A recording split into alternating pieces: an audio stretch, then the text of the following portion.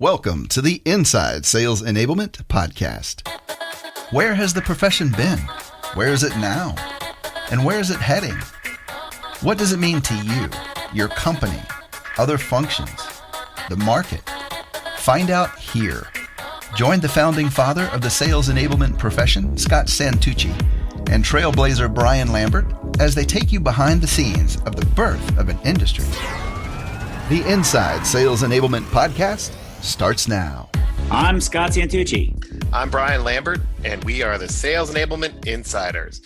Our podcast is dedicated to asking the big questions that you may be wondering about, especially if you thought something might be wrong or something might not be quite right. And I got to ask, are you getting the value out of sales enablement, and are other people seeing the value of sales enablement that you would expect? In this podcast, we're going into a specific, tangible activity that many organizations are involved in, and that's the sales kickoff. Scott, what do you have for us? We're actually recording this episode. This is our episode number 5. We're recording it after our first episode has been released. So I wanted to share a little bit of feedback that we've gotten from some of the people who've listened to our first episode. And then, of course, I'll let you share some of it too. So one of the elements of feedback that I've gotten is that folks really like the color, the way that we're describing it, and the banter that Brian and I have, and the format. One of the requests that I got was, hey, the background and the history is really important. It's always great to know where we're coming. Can we talk about some more not tangible, that's not the way that was phrased, more things that I'm dealing with in the trenches right now that will help me be successful. So those were two of the feedbacks. What we'd love for you to do is keep sharing feedback with us. Do you agree with that feedback? What feedback would you add to it? How can we improve to make this a better experience for you? Share your thoughts with us on LinkedIn, call Brian or I, or better email us at engage@insideSalesEnablement.com. Brian, what is some of the feedback that you've received? Yeah, I shared this on one of our drives home. We tend to call each other at the end of the day when we're driving. And one of the things that I was hearing was this idea of, rethinking.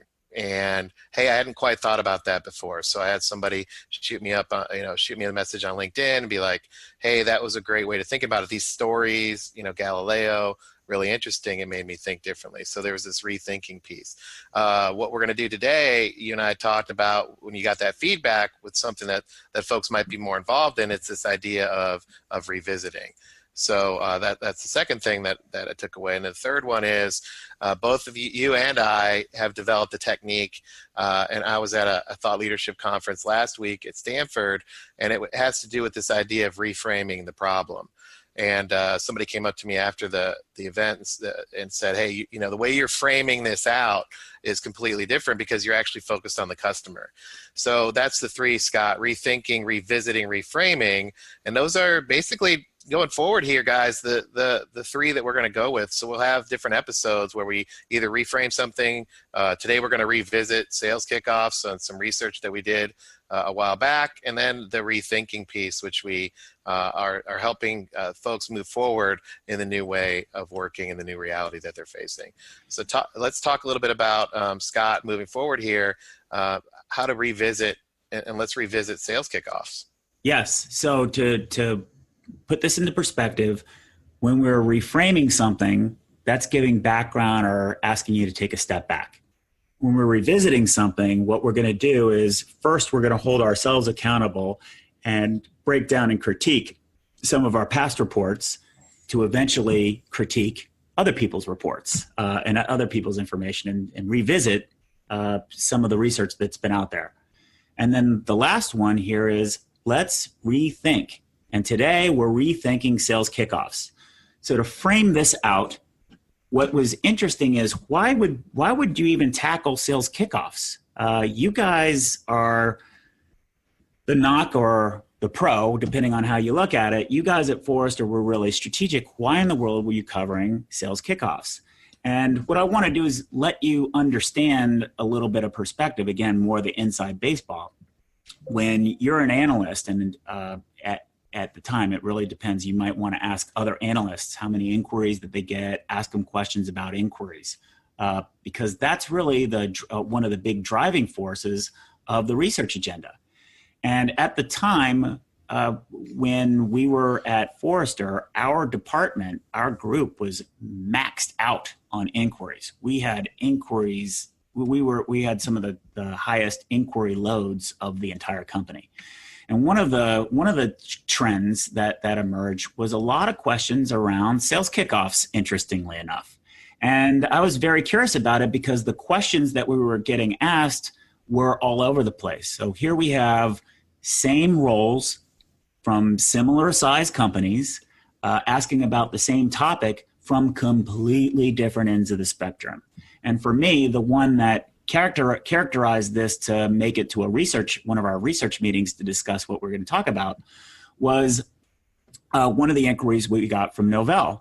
And that particular individual had shared with me that they had done an audit, an analysis of return on investment, and that they got a negative return on investment of their sales kickoffs when they factored in all the travel time, the opportunity cost of lost sales time, the expense of all the glitz and glamour.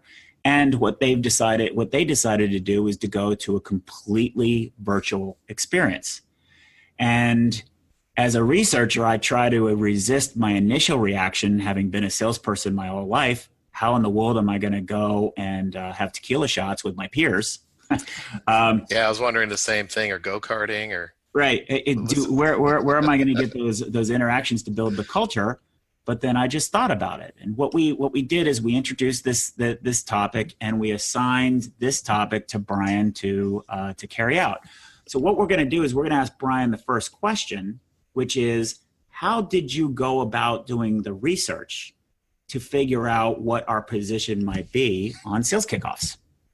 So because we have such a high volume back then, I was keeping records, and as any good salesperson, you want to be able to tailor what you're doing and what you're saying, and also build relationships with folks over time. So I basically went through my records and found that indeed I had actually talked about sales kickoffs and helped brainstorm sales kickoffs and come up with ideas, et cetera.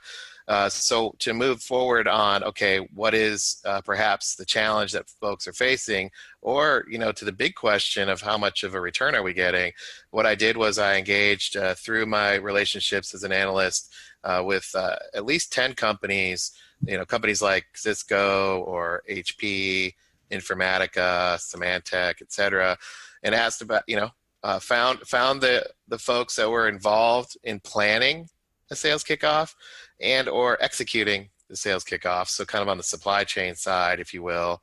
And then I also talked to the individuals that were recipients of that service, so sales managers and salespeople, to try to get a 360-degree view of this experience that was being created. And to add to that experience, one of the traits is, as a Forrester analyst, you're often, at least I was often, and I know, Brian, you went to several yourself, asked to participate and hired to speak at sales kickoffs. So we have the experience of being immersed in the situation as well. Now, just so you're following, I still have a little bit about the researcher in me. I hope you notice that there's a bias at the point in time. At Forrester, our research group was focused specifically on the tech industry. So we didn't do a lot of research in other industries and other groups. So this is information that has a bias to the tech industry. But Brian, what were some of the things? What were some three-level? One of the findings in that analysis that you had is there's really basically three types of goals of what a sales kickoff is about. Is that right? Yeah, that's right. And to get to those three goals, wading through it all, different expectations, different needs, different objectives for sales kickoffs. There's different time horizons. Some folks would plan for a year, other people would plan for 30 days.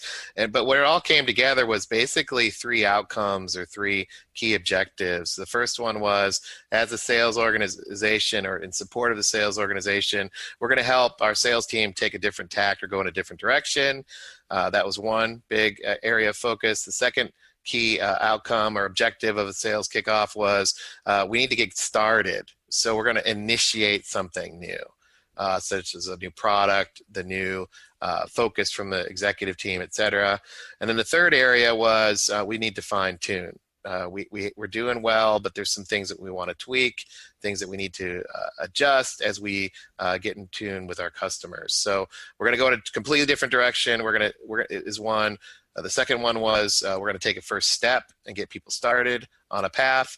And then the third one is we need to elevate or transform or fine tune either the skills, the processes, the models, approaches, et cetera, of our existing team. But let me add some color to that, because after this report, I started paying very close attention to the sales kickoffs that I was involved in and what my role was as a keynote speaker. So let me add some color to what Brian said. So the first example was what, Brian? The first one is, hey, we're calling an audible. We're making a hard right turn. We're going in a different direction. So the way that I've interpreted that is basically the business has a new strategy. So take, for example, NetApp in the 2013 timeframe is, oh my gosh, we got to move to cloud. Or a lot of tech companies move into a cloud-based business. So CEO comes in, talks about their business strategy, aligns it, et cetera, and that's one element. Brian, what's number two? The second one is we're going to help our sales team kind of get started on something. So in other words, we're going to ask them to start doing something new. So the way that I've interpreted that, I think a lot of us can appreciate this, that's introducing challenger sale or some new sales technique, or based on some of my experiences at the Alexander Group in management consulting, rolling out a new coverage plan or something like that. So we're going to go about getting started. So you can kind of imagine what the flavor is there and what questions and the attitude of the sales force is in both of those buckets. Brian, what was number three? The third one was this idea of, hey, sales team, you guys are doing some great things. However, pause, we need to fine tune. So we need you to start doing some things specifically. We need you to stop doing some things specifically. And we need you to fill these gaps. What resonates with me there is, having participated in a few sales kickoffs on that one, immediately I'm drawn to the readout of the head of sales who's sharing data about pipeline and forecasting and talking about how much of the multiple do we have in the forecast, and how much behind we are, and what we need to do to accomplish that, et cetera. So it's basically a call to arms. We're behind on missing the number, or we're behind on some of our clarity, or we're not doing these particular things pretty well. And it's a rallying of the troops, and a very clear message is delivered about what we want to do to improve. That would be my color of those three buckets. So Brian, my next question to you is, if we think about the goal for each one of those three things, what is the structure of a sales kickoff? So how do people structure these things? Are they all going to where Novell did and experiment with delivering this all online? Or how do they use their time? And are there breakout sessions, curricula? What's the structure? What does it look like? Well, what I found back then, and I believe is still true today, given the conversations that I've had recently, is first there's this choice of how much in-person time do we want to have with the salespeople. So, In other words, when are the tequila shots, and when do we need to have everybody show up, and how much team building and how much quote unquote fun are we going to have, and how much time will that be allocated? If the question comes back that we don't need them to get together and we're not going to do that fun stuff, it tends to go pretty quickly into something that's a little bit more remote, because I think the bias has been that these kickoffs are about knowledge transfer, or quote unquote, telling the troops. And so that's the first thing, is how much face-to-face do we really think needs to happen? If it goes on the other side, where we need to have the face-to-face, we want to look people in the eye, we want them to pause their activities for a minute, take a step back and get re-engaged, then it comes down to what's the best way to manage that in-person experience. And there's some I think some cookie cutters there, which has to do with, a group session at first, and then some breakouts either by region or product, some knowledge transfer that needs to happen along the way. And then, the kind of the lining up of different internal groups who want to, have access to the sales team. So to add color to that, so my involvement in sales kickoffs has been, sort of all over the place. In some cases, I've been asked to be the whole facilitator of the whole thing, to keep everything together. Other cases, just show up and be pretty and deliver the message. That's hard for you, I know. Yeah, very hard. It requires a lot of makeup and some props. Deliver the message that we want you to do in this box and go away and shut up. So it tends to be all over the place. What I do notice is that the composition of I ask a lot of questions about the agenda. Maybe it's because of the background of a researcher, but I see a lot of breakouts that don't necessarily make sense. They don't map to the flow. So I'll give you an example. I was doing one kickoff, and I'm going to not name the names of the companies because I don't want to embarrass anybody, but the CEO was very insistent and very, very clear that we're entering into a brand new business model. We're selling to completely different buyers. And what was interesting was, after the CEO left and everybody said, yep, we understand it, the conversations were all about how do you get better at targeting the existing people that they're selling to. More or less, the whole agenda from there, ranging from how do we have better, how do we prospect better to our current patch? How do we, let's roll out new playbooks that we're going to do, and let's certify the salespeople on what those playbooks are. Let's introduce the new analytic program that we're rolling out. Let's hear from marketing about the new lead generation process and how we're going to go fill those things. And I'm listening and I'm participating in each one of those and taking notes. And at no point in time did any of those acknowledge the fact that the CEO was asking them to sell to a completely new buyer, completely new. And so essentially what the result of that sales training program was, people thought they were doing the right thing, checking the box, but all of it was in direct opposition of what the CEO's goals were. And I see that time and time and time again, because how are sales agendas put together? So Brian, based on your research, how did you find sales agendas were put together? Is there structure to it? Is there one person who has say in it? How do they get set up to be focused on a business objective? Yeah, so that's a great question. And to your story, Scott, this is interesting, right? Because it pans out or plays out almost every single time. If you believe a sales kickoff is for communication purposes, that's going to set up a whole bias for the whole entire experience. However, if you look at a sales kickoff as a way in which to equip sellers to be successful against the sales strategy, that's a whole other thing. So in this case, hey, we need to sell to a completely different buyer. The pattern one would be, well, let's communicate all that stuff and, make sure they understand it. So the what of it. In pattern number two, it's like, holy cow, we're going to sell to a new buyer. Maybe we should equip sellers with actually how to do that. And either way, you're in a cross-functional definition or a cross-functional filtering of what that means. So on the communication side, we're going to communicate, marketing would have a position about what to communicate, operations, analytics, even compensation. Here's what we need to communicate to drive that behavior. on pattern 2, which is now we're going to equip salespeople to actually go do it, you're going to have a cross-functional lens there. And that's interesting, because as somebody with an L&D background, I would be in the space of, okay, well, let's role play these. Let's model this out. Heck, let's bring in one of these buyers and have them, clearly explain the expectations of sellers as they interact. And these are more quote unquote behavior type of elements that would be in pattern 2.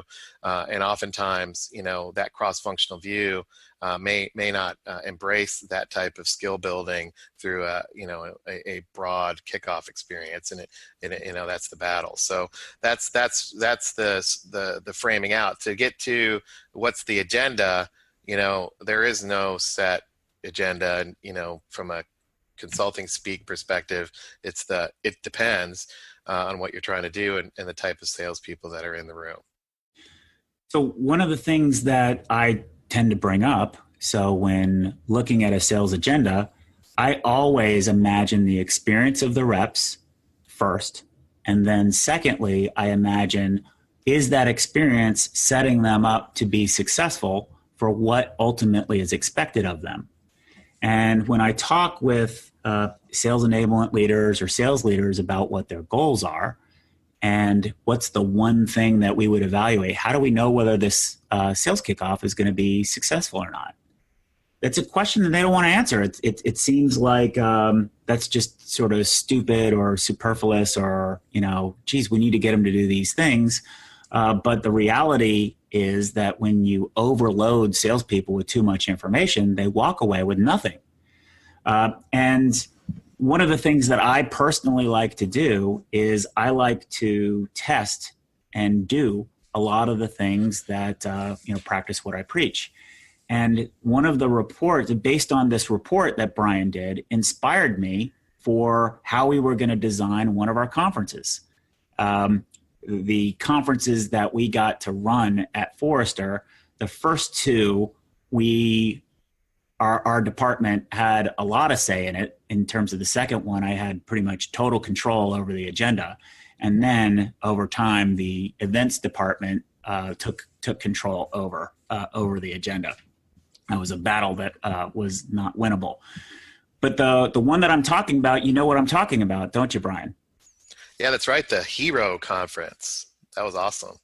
So the Hero Conference concept that we started, I guess, maps very closely to pattern number 1.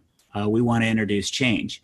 And in the Hero Conference, this was our second conference when we were at Forrester. So we built our role and everything like that. And the goal was, how do we equip sales enablement leaders with the tools required to execute this strategically? Because as you're probably listening to this right now, if you're like the members that we had back then, oh, geez, that's too highfalutin or too theoretical or whatnot. It isn't. It just requires exposure to a new idea. So we wanted to spoon feed or baby step out what it would be required and give a story. So that was what we did, is we created this theme of a hero. And the hero had an acronym. We're research analysts, but we had this picture of a superstar, and we basically said, you guys are all the heroes in training. And our acronym stood for the capabilities we thought strategic sales enablement leaders needed. H for holistic, E for engineered, R for reality, and O for ongoing operations.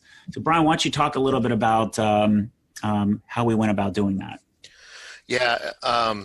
So, what are the ingredients here? And, you guys would have to take our word for it, but we had great feedback from everybody there, including vendors who were part of this experience to help sales enablement leaders, be heroes. And it was probably one of the best conferences that I've been a part of delivering. And actually the audience said it's been the best one that they've ever attended. But if you look at the components or the ingredients of success there, it goes back to the research, which was, what's the single goal? And can we just have one goal? And I think, this is the paradox of simplicity. The single goal here is, how do we equip sales enablement leaders with the tools to be strategic? That's the one goal. And but when you look at it, equipping, what does that mean? Who are sales enablement leaders and who are not? How would you define that? What do we mean by tools? Each one of those is open to interpretation depending on who's involved. So when you say creating an agenda to achieve that singular goal, then everybody has a role to play. And we use this connecting theme, this hero idea, which was indeed superheroes. We had a lot of that type of visualization, etc. It unified everybody so they felt like they were, part of something bigger. So it was a very architected experience end to end.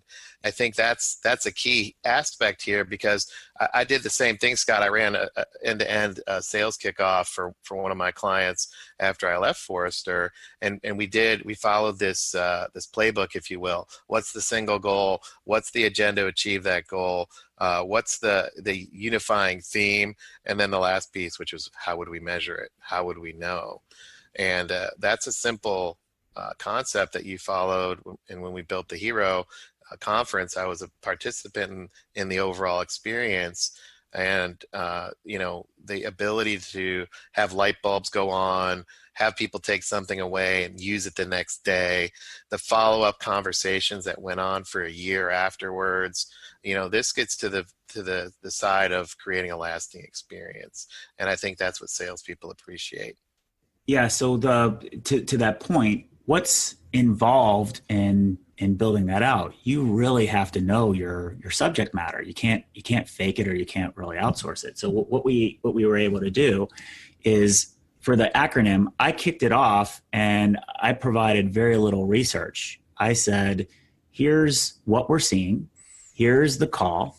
Here's a construct that you're probably we knew people weren't going to like, but we wanted to lead with where we were taking them. And then we filled out a blank hero story. It was blank. And we gave it to everybody and said, what we want to do is help you fill this story out while you're here. Use your peers, use folks, etc. And then in order to do that, we used the keynote presentations to introduce different parts of it. So we had Mitch Little. He's the VP of sales. He was the VP of sales and applications, and was approaching how his sales force is in a very holistic way. As a matter of fact, one of the things he shared with us at that event is he's done away with sales compensation, went to all team compensation because it aligned to customers. And that was really radical, but when he told it in a holistic view, it made perfect sense, and it was very clear. If you tried to understand it just on the individual tactics like you might learn in a regular session, it wouldn't make any sense.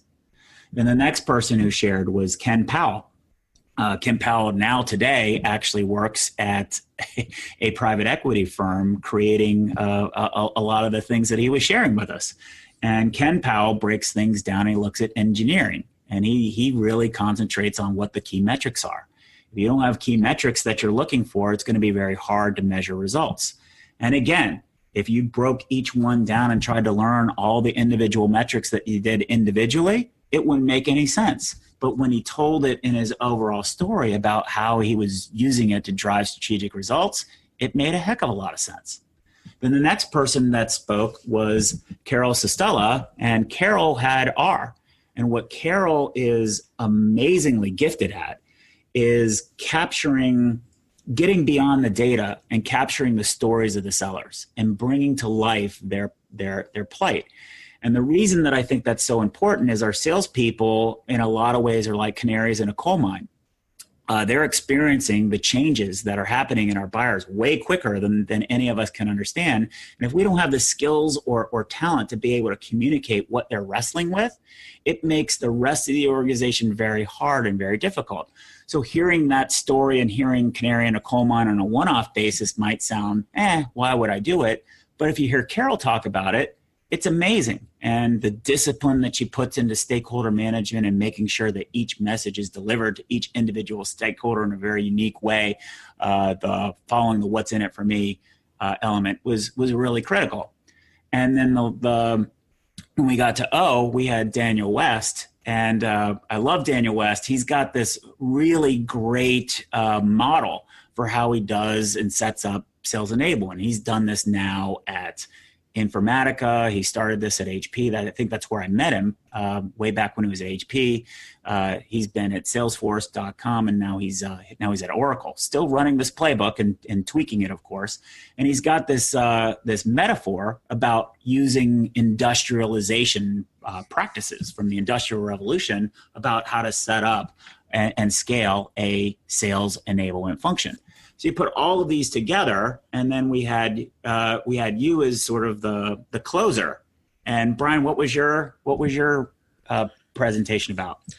Yeah, mine was about using your superpowers to actually activate all this stuff through people. So the theme was, kind of greatest American hero. What are the superpowers that you can use on a day-to-day basis to action this? And I was, trying to bring a touch of levity to it, but also anchor this experience as something that could be achievable, even if it might feel a little clumsy, might not come out fully polished. That stuff's okay. It's about focusing on the outcome. That was the overall story arc that we delivered in the keynote presentation. We gave the map of where we were. The goal that we knew going into this, because we'd been role playing it out with our members, we modeled it off of our more successful members. There's a journey to go through, just like there's a journey that your sellers are going to need to go through. The journey that your sellers are going to need to go through on step number 1 is, hey, we have to sell to new different buyers. Well, what's that? Plot out that course. Make those your keynote sessions, and then provide supporting material in the breakout sessions, and town halls. Create space for them to do exercises to show that they get it together. Create the environment for folks to learn together. So that was the arc that we were doing. And each step along the way, we changed a little bit more about the environment. So we were also in control of the environment. We were in control of the music. We were in control of the sound. And each step along the way, we went from being less about Forrester and more about members, being less about, hey, listen to this gig, to more about, what do you think the answer is? And by navigating that flow, a lot of the people walked away from there completely energized, and we ended up manufacturing a lot of big strategic leaders out there that are well renowned in the industry today. And those a lot of those people today had their first experiences with what sales enablement was at that particular conference. Mapping that back forward to a sales kickoff, you can navigate that particular story, that particular architecture, and kind of control the story, because you're going to know doggone well the human effect that people are going to have. So that's been my experience with that. And to Brian's point, we did get a lot of feedback that was really positive. As a matter of fact, we had several of our members ask us how we put it together so that they could develop their own sales training curriculums or not training curriculums, kickoffs, following that same method. So Brian, what were some of your takeaways from this report? And since then, what are your thoughts with regards to sales kickoffs? Yeah, so the big thing that was we've hit on was this idea of having a specific objective and a goal, et cetera. So, carrying that forward, how would we do that? There are 2 key takeaways that I have. One is this idea of shifting inside out to outside in, right? And helping people through that. So this idea of what does the customer expect, what type of conversations, how do we take more of an outside in lens as opposed to all the things that salespeople need to know. It's more about what do sellers need to be successful around, and how would we help them do it with an outside in lens. And if your kickoff, for example, is about customers, maybe you should have them there, or could have them there, and make it more about the customer's reality. To get there, the second takeaway I have, and Scott, you and I have spent a lot of time on this over the years, it's this idea of from what to what.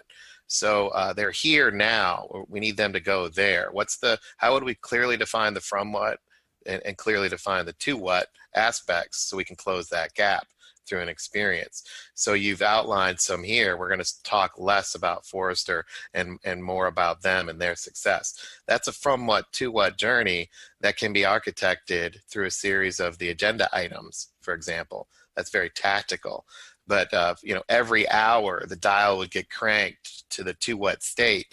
and how do you manufacture that, engineering that, experience. So that's the two takeaways for me: outside in versus inside out, and then the from what to what, actually going in there and being a Sherpa of that from what to what experience over time.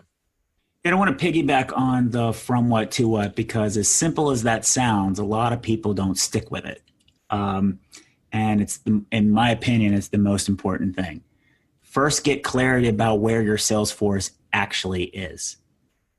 So for example, I participated in a kickoff to introduce, actually led the whole session to help introduce a company that was focused on selling on-prem work to teach them how to sell to the cloud.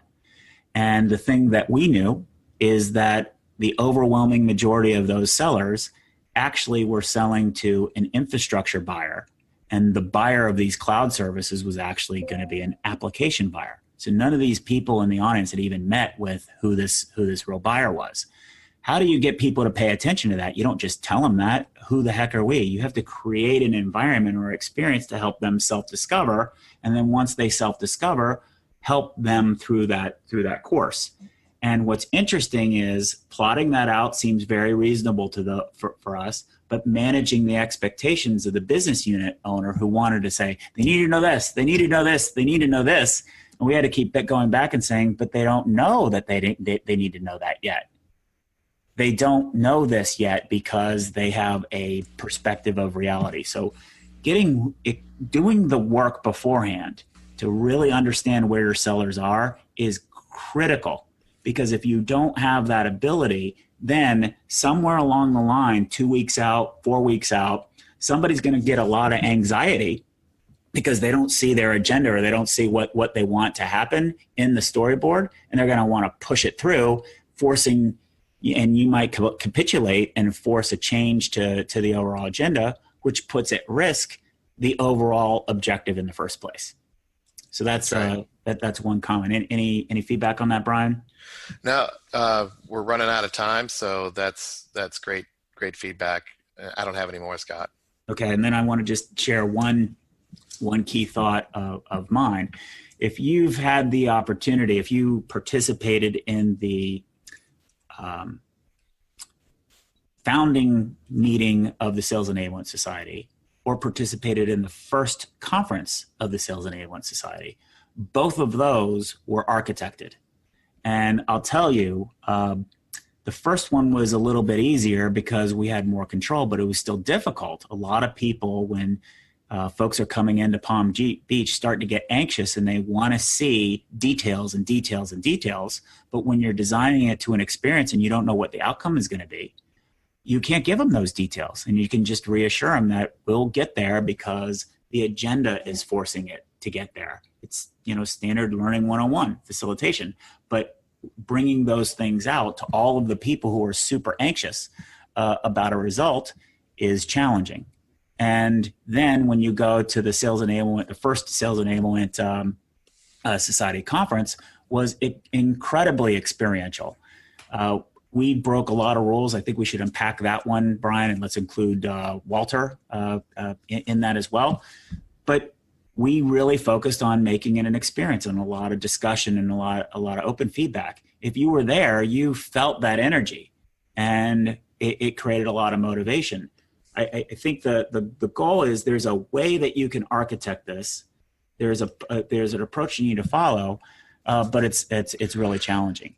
I will say this on all of the different goals, and I'll let you comment and say our last parting shots, Brian. I will say this: in every single sales kick I've been involved with, I always have measurable goals that we can go back and review, and I can assign some sort of return on investment to it, both to the company or to the sellers. And they're always tremendous accomplishments, because of the discipline to focus on where people are and where you want to get to, and that singular focus of what's the journey we want to take them on. Yeah, and being empathetic too, and saying, when you start hearing the feedback, hey, I need more details, instead of discounting that as you pursue that objective, Maybe there's something simple that you can do. And one of the biggest things out of that conference, Scott, was that, as you arrive, show up at this bar, we're going to network. And that decreased a lot of the anxiety for folks wondering what was going to happen when they showed up in the main room. And we had a positive energy. And that was something simple and easy. And instead of discounting the angst that people might have around lack of detail, saying, okay, we understand that, here's what we can do about it. And I think meeting people halfway in times of change is critical. And I totally agree. Yeah. And that's my parting words of wisdom, if you will. And thanks so much for listening, everybody. And as Scott said, send us an email, send us stories at engage@insidesc.com. Keep giving us those ideas. And as you can tell, we're making fast improvements as we go. And eventually we will have other folks on this to help us with this. And we want to hear from them too. And I appreciate so much the advice and dialogue along the way. And as always, Scott, I appreciate the time and great conversation today. Thanks so much.